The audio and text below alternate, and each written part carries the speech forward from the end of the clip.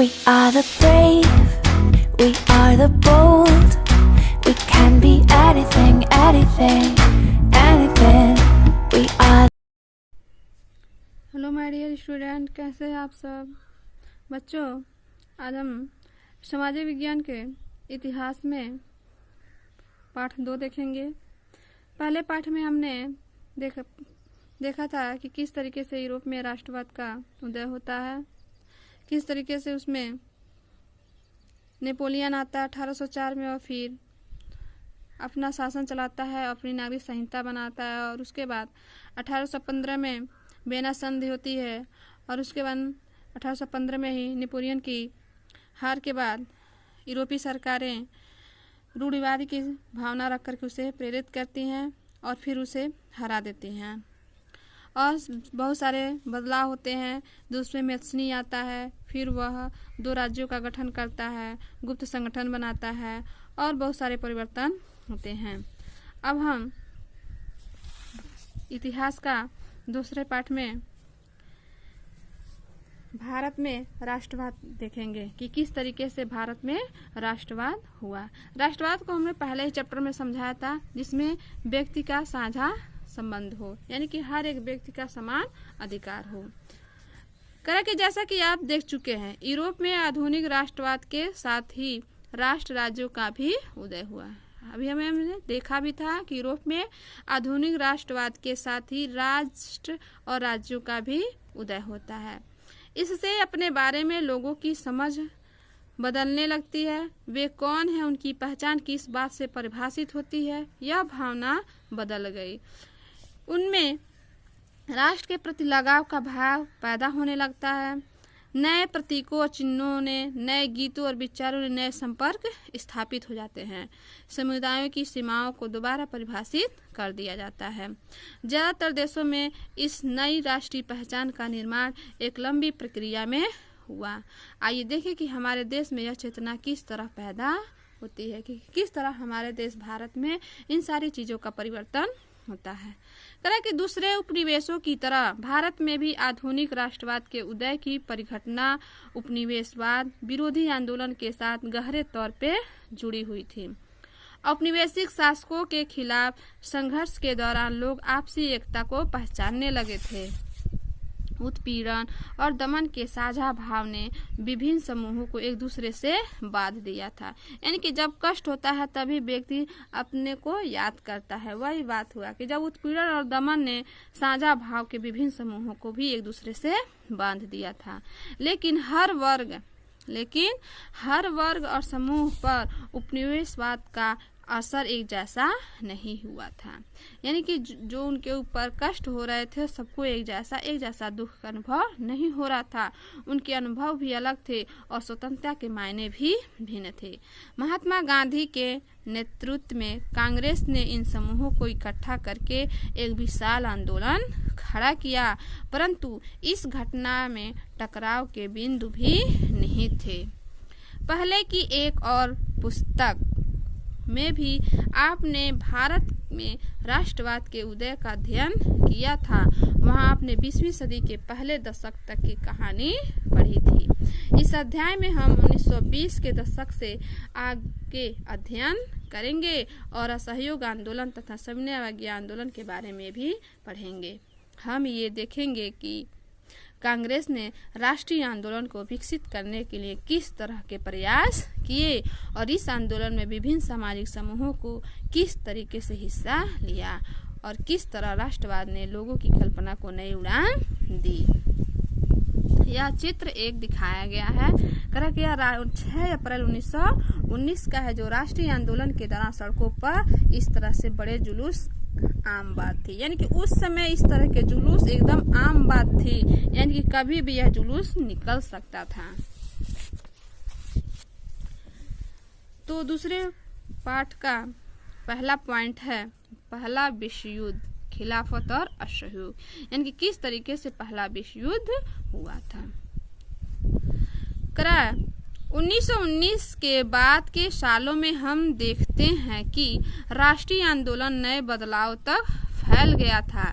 उसमें नए सामाजिक समूह भी शामिल हो गए थे और संघर्ष की नई पद्धतियां सामने आ रही थी। इन बदलावों को हम कैसे समझेंगे, उनके क्या परिणाम हुए?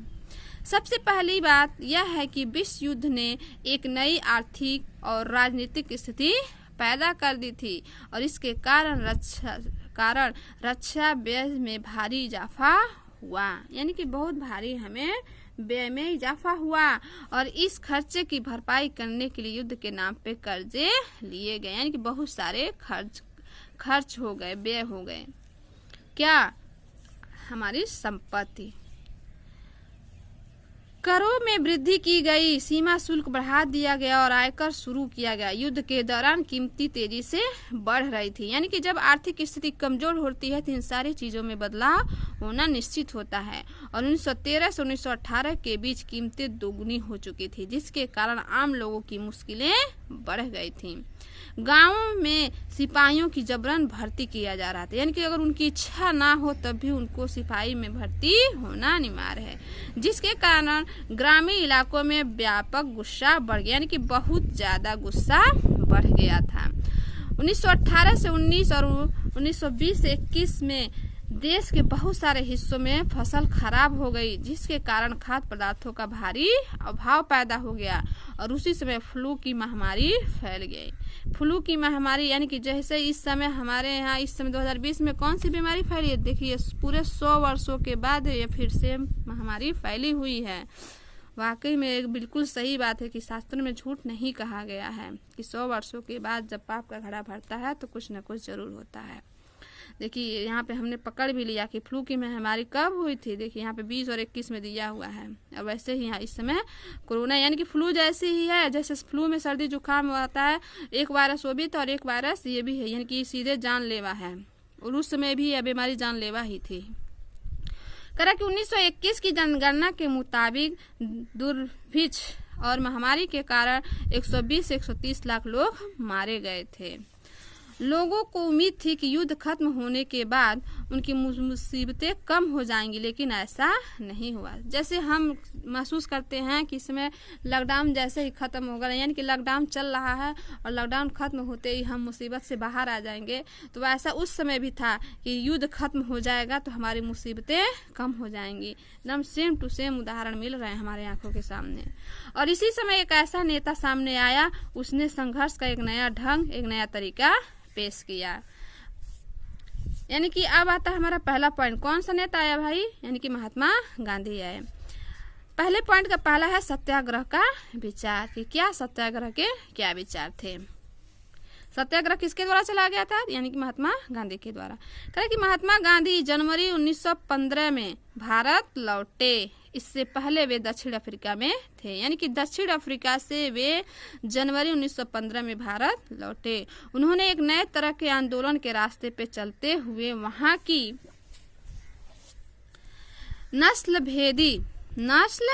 भेदी सरकार से सफलतापूर्वक लोहा लिया था और इस पद्धति को वे सत्याग्रह कहते थे। सत्याग्रह के विचार में सत्य की शक्ति पे आग्रह और सत्य की खोज पे जोर दिया जाता था।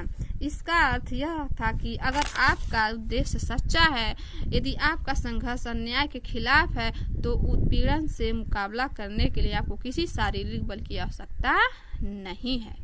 ऐसे कहते हैं ना कि सत्य की हमेशा जीत होती है, तो उसी प्रकार अगर व्यक्ति सत्य हो, उसका विचार सत्य हो, तो वह सत्य के राह से उसे कोई हटा नहीं सकता।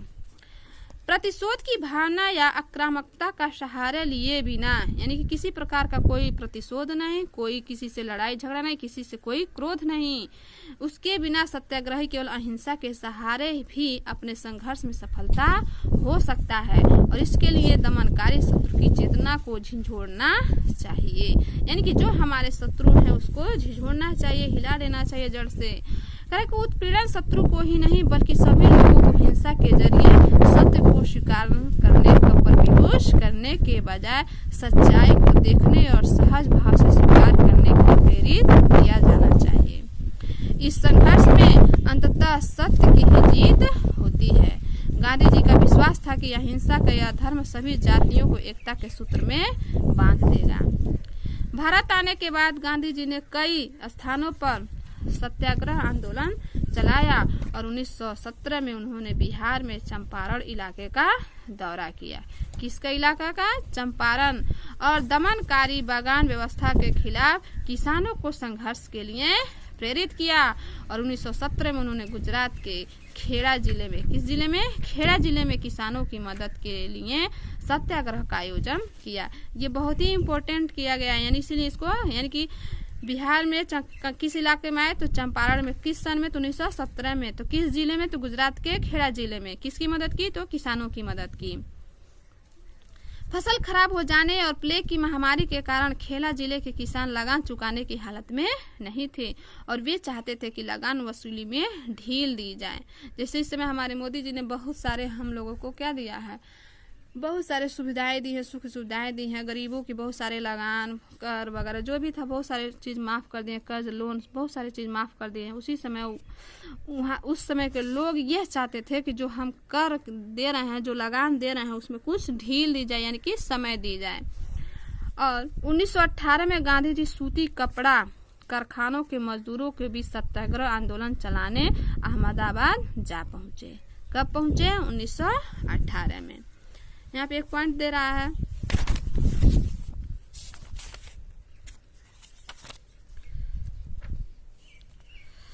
सत्याग्रह पे महात्मा गांधी के विचार। कहा जाता है कि निष्क्रिय प्रतिरोध दुर्बलता का हथियार है, लेकिन इस लेख में जिस शक्ति की बात की गई है उसे केवल ताकतवर ही इस्तेमाल कर सकते हैं और यह निष्क्रिय प्रतिशोध की शक्ति नहीं है। इसके लिए तो सघन प्रतिक्रिया चाहिए। दक्षिण अफ्रीका का आंदोलन निष्क्रिय नहीं बल्कि सक्रिय आंदोलन था और सत्याग्रह शारीरिक बल से नहीं था, शारीरिक बल से नहीं है। सत्याग्रही अपने शत्रु को कष्ट नहीं पहुंचाना, वह अपने शत्रु का विनाश नहीं चाहता था। सत्याग्रह के प्रयोग से दुर्भावना के लिए कोई स्थान नहीं। यानी कि इसका कहने का मतलब यह है कि अगर कोई व्यक्ति हमको कोई शारीरिक बल नहीं देना, यानी कि शारीरिक कष्ट नहीं देना, उसे मारना नहीं, उसे काटना नहीं, यानी कि उसे सुधारना है, उसके विचारों को शुद्ध करना है, यही था सत्याग्रह का रूप। इसमें कोई संदेह नहीं कि भारत विनाशकारी शस्त्रों के मामले में ब्रिटेन या यूरोप का मुकाबला नहीं कर सकता।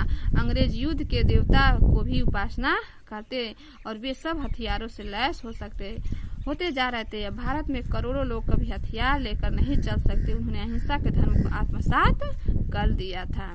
तो इस तरीके से महात्मा गांधी ने सत्याग्रह का आंदोलन चलाया था। कल हम दूसरे पार्ट में देखेंगे रायल एक्ट कि कब रायल एक्ट का प्रस्ताव घोषित किया गया था और एक इसके खिलाफ था, यानी कि यह पार्ट हमारा 2 होगा। इसमें बहुत सारे चीज इंपॉर्टेंट दिए गए हैं, उसको नोट करते रहिएगा। धन्यवाद।